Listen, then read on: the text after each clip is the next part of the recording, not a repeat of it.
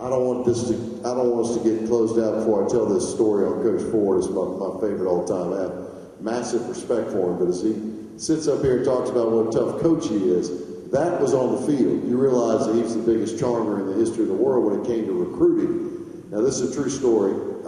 We played the state championship in North Carolina. Coach Ford and Clemson, by far, by the way, I give them credit to this day, recruited me harder than anyone else. They were unbelievable, relentless. Coach Ford used to drive up on Mondays from Clemson, South Carolina to Greensboro, North Carolina, could not talk to me, sit on the side of the field while I practiced, and then drive back.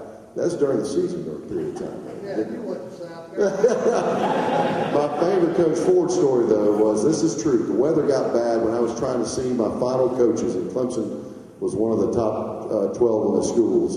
And the weather got bad in Greensboro, and these coaches got backed up in my little house in Greensboro. So there's Dick Crum in there one time, Jerry Faust from Notre Dame, all in my little den at one time. And Coach Ford comes in there.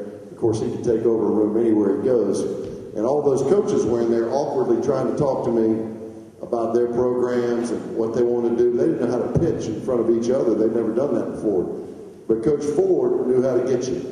He's in the kitchen washing my mama's dishes. Oh, Miss Ellis, this is the best pie I ever ate in my life. Don't give that to Dick Crow. I swear he said that. That's the truth. He knows you got the mama, you got the boy most of the time. And he's a great recruiter. Don't let it. He was a softy at that point, and then when you got there, he killed you. Once you got there. Well, I remember, and I'm gonna get back to a second, but I got two stories and talk about recruiting. I would call Todd Ellis every Thursday night, and I'd say, Todd, who you playing? He'd tell me who he was. What you doing? He was always polishing his football shoes. You remember that? He polished his football shoes every Thursday night. And I got so tired of hearing him tell me about them football shoes.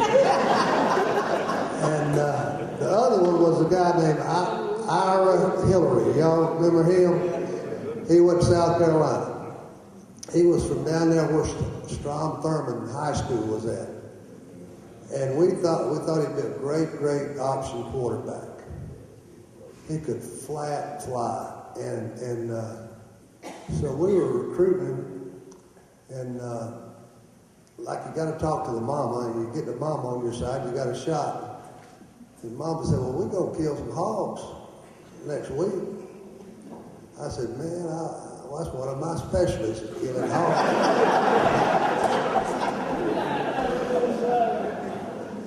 And I'd be glad to come down there and help y'all kill hogs. And, oh, yeah, Coach, we'd love to have you. So Mickey Andrews and myself drove down there, and we took the bypass, the truck route around, and found their home out there. And they already had the hogs killed, and they was salting them down and rubbing them up. And we was in there, out there with our blue jeans on, and rubbing that salt all over that old couple of hogs they had, making sausage, and boiling chitlins, and doing all that good stuff that the people that kill them hogs do, you know. So we worked about 5 hours on them hogs, and I said, Ira, man, you need to go in the living room and sit down and talk.